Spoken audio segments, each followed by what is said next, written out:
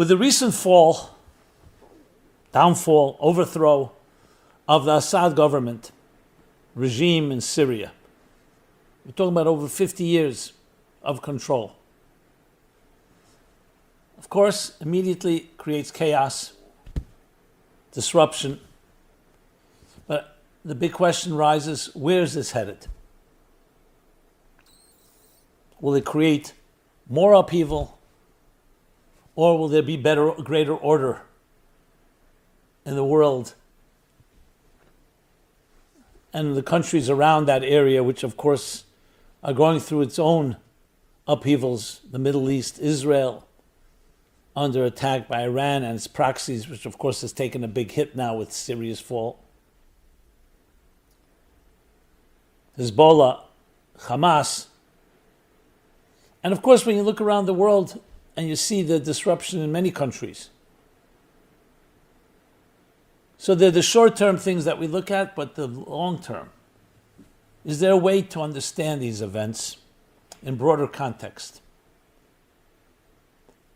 And what we can do, each of us, in helping the world evolve to a better place? And the answer is yes, indeed. The best teacher of all is history. You want to understand the future, you need to go back into the past.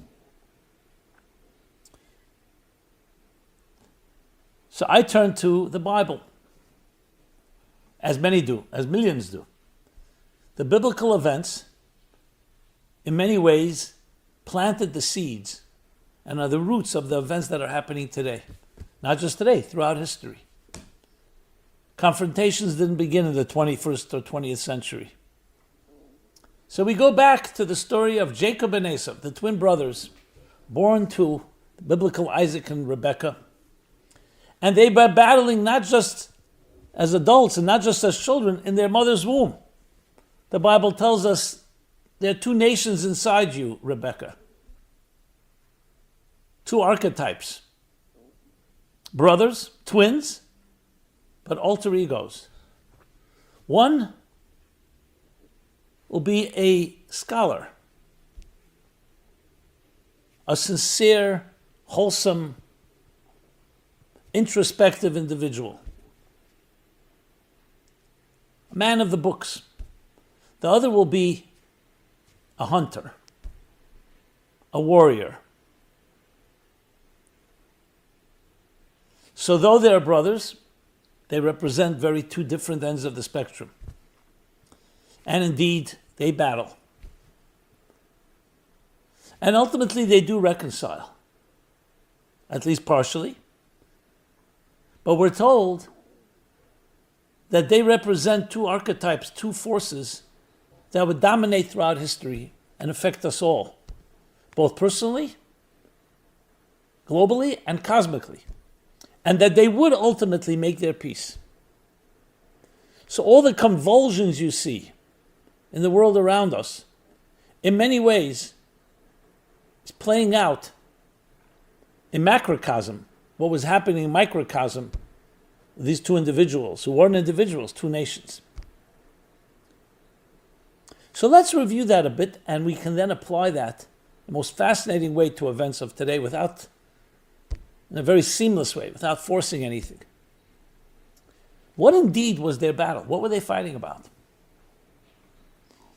So let's begin on a personal note. We all have a struggle within each of us. That struggle is the struggle between survival and transcendence. There's a part of us that needs to survive. We'll use Darwinian language, survival of the fittest. Can also apply to social Darwinism. Dog eats dog. In Freudian terms, it is the id, the self, selfish desires of pleasure that dominate the most inherent part of who a human being is. And really, it's all of nature. Richard Dawkins calls it the selfish gene, that the very gene is selfish. That doesn't mean it can't be noble, because for the selfish purposes, for coexistence, for give and take.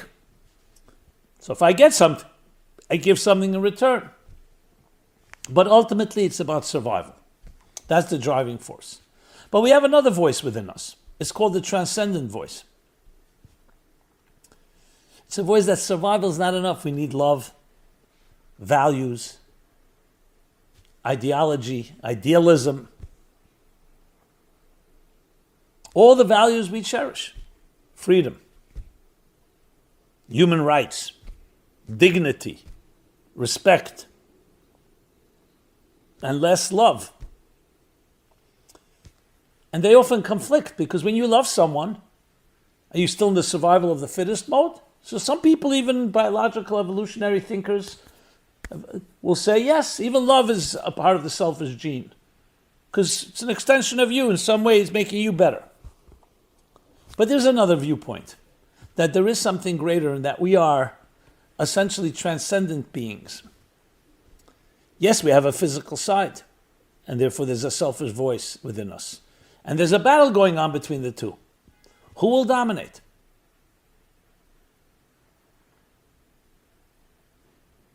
Will it be me? Or will I do something for another, even if I don't gain anything? And we've seen both. We've seen people sacrifice themselves, sacrifice their own comfort for others.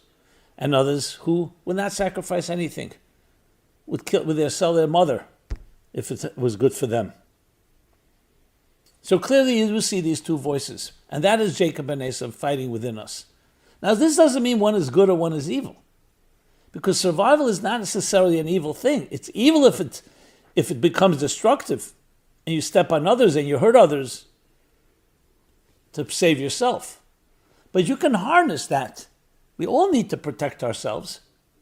In the words of Hillel, the great sage, who said, if I'm not for myself, who will be for me? So you do have to take care of yourself. But if I'm only for myself, what am I? So the challenge is, e pluribus unum, can we be many? And can the many lead to one? Can we find harmony within our diversity? And that was the battle.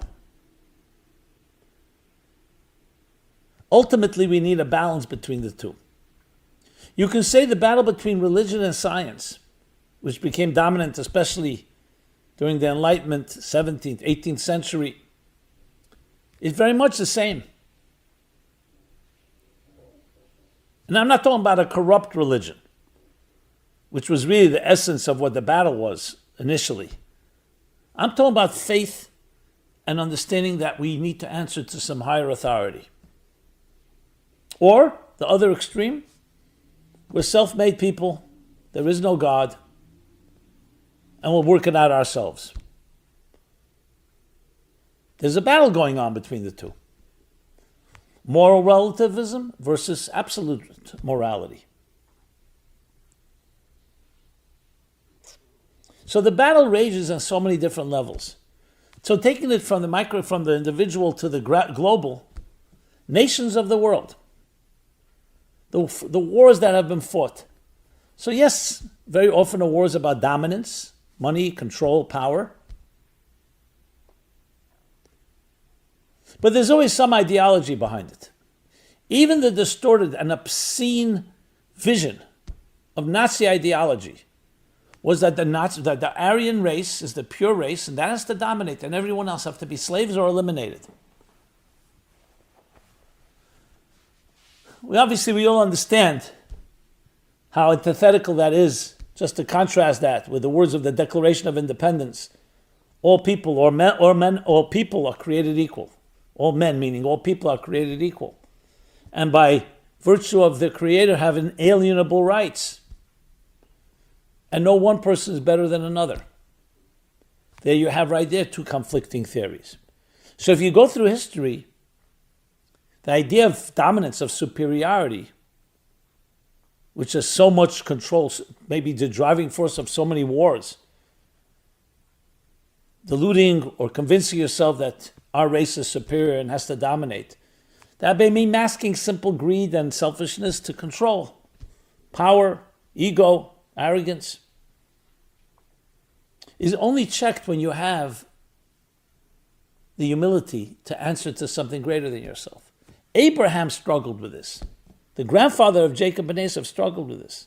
He grew up in a pagan world, a materialistic world that was dominated by this philosophy. In many ways, this philosophy dominates a lot of the world today.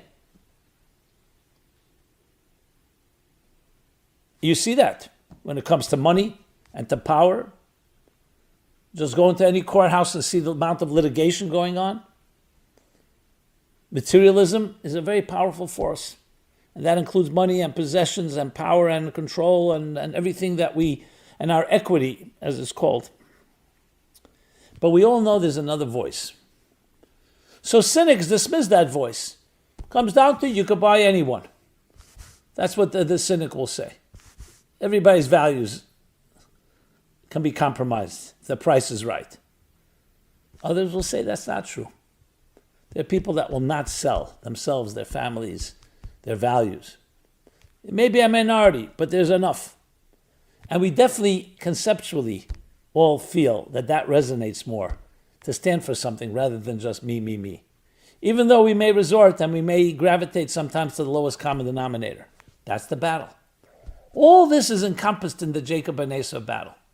Can we reconcile?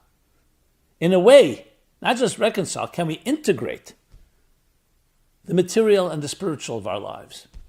The survival and the transcendent? And the answer is absolutely, and that's the end story.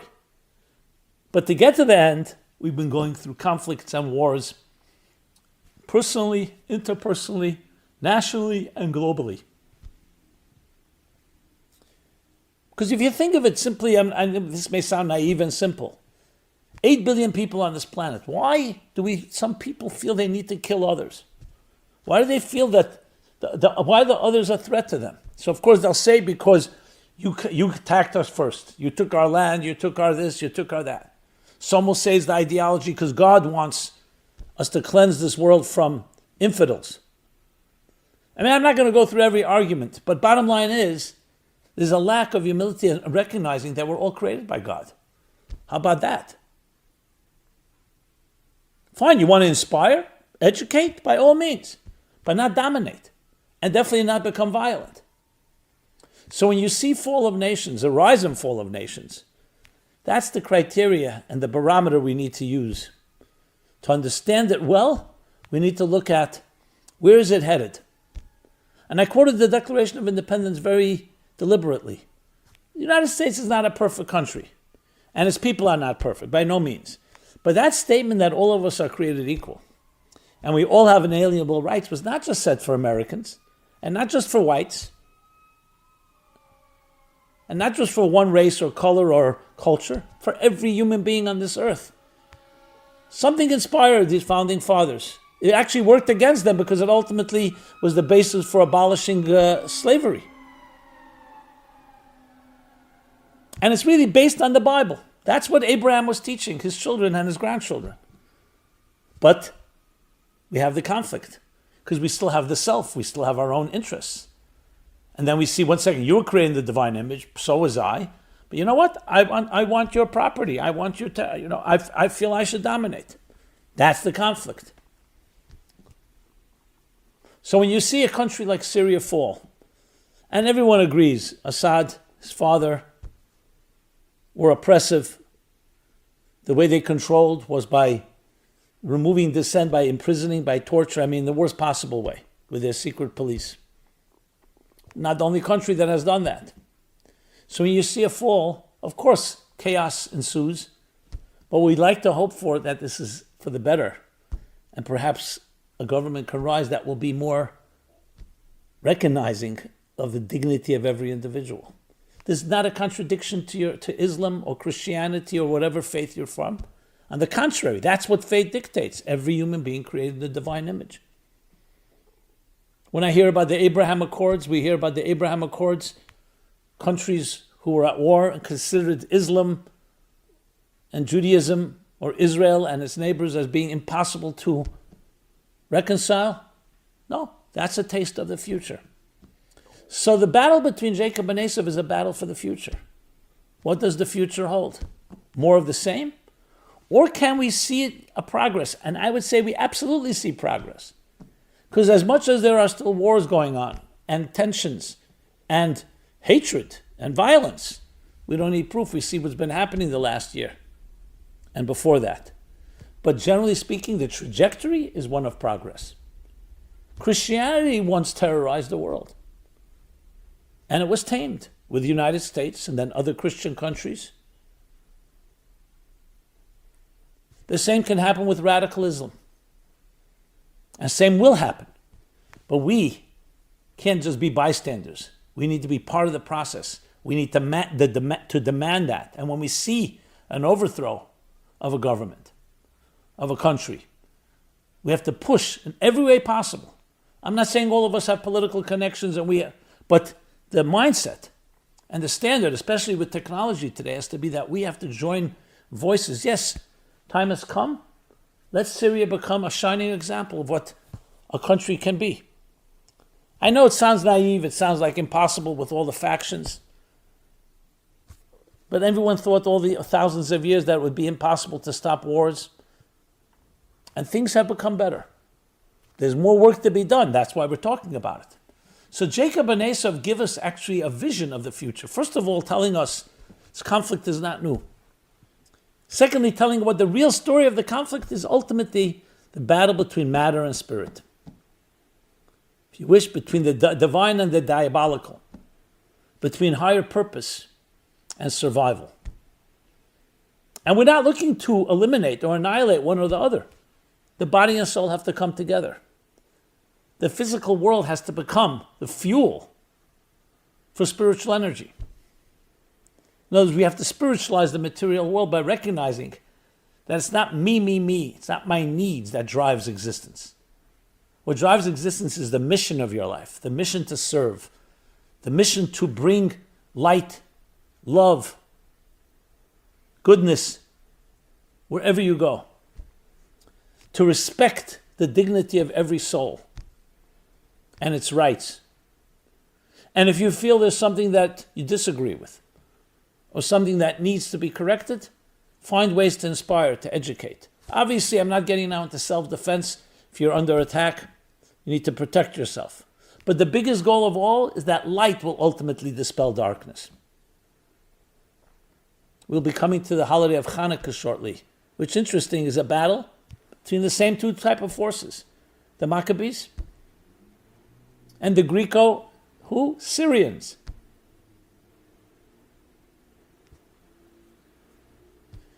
In many ways, it was between materialism and spirituality, and that's why it's celebrated not through war, it's celebrated through shining a light, through lighting candles, Hanukkah lights, because light dispels darkness. Because we're not talking here just to defend ourselves against an enemy, we're talking about bringing light into a dark world. So Jacob and Esau begins a battle for the future. And we are now, thousands of years later, and coming to the conclusion of that battle, which is one of total reconciliation, where all the nations of the world, in their diversity and the respect and dignity of every culture and color and faith, join together like one great cosmic symphony. And you and I can make a difference because you're either part of the problem or you're part of the solution. And how are you part of the solution? By speaking up, by sharing, by putting things into context. We talk about Syria, let's not just talk about the immediate politics or the immediate battles. Those that have to address that, let them address that. We have to think of it in terms of the archetypes. Where is this headed? When the evil regime falls, let's make sure that good replaces it the best possible way. If we keep on drilling home that message to ourselves and to others, that does make a difference. And it begins with your own internal battle between the Jacob and Esau within you to find ways to spiritualize the material. You're aggressive. You're a warrior, a hunter. Yes. Hunt and sublimate the material world into, as I said, spiritual energy. That's the goal. And then they both can come together. You eat a meal. So you could eat like a glutton, just indulge, or you could eat the meal in a refined way and say to yourself, the energy that I'm getting from this meal, I will use to help another person. Technology. You can use technology in violent ways, in aggressive ways, in selfish ways. in nonsense ways? Or no, let's use technology to share a beautiful, kind word with someone. Share a loving message, an inspirational insight. So we always have the battle between the dark and the light. And darkness is not just meant to be vanquished, it's meant to be turned into light, transforming the darkness into light. Those are just some suggestions. I'm sure you apply yourself, you'll come up with many ideas. For yourself, for your children, for your family, for your friends, for colleagues. May this be the way each of us engages in this battle, but not with weapons, but with spiritual tools, to indeed refine this world and turn it into a divine, beautiful garden, where each of us contributes our unique light, our unique song, and also complements all others. Thank you so much. Simon Jacobson, meaningfullife.com. Please share these thoughts with others. Love to hear your feedback. Subscribe to our offerings. Subscribe to our YouTube channel. I look forward to continue our journey together. Be blessed and be well. This program is brought to you by the Meaningful Life Center. Please help us continue our programs. Make even a small contribution at meaningfullife.com/donate.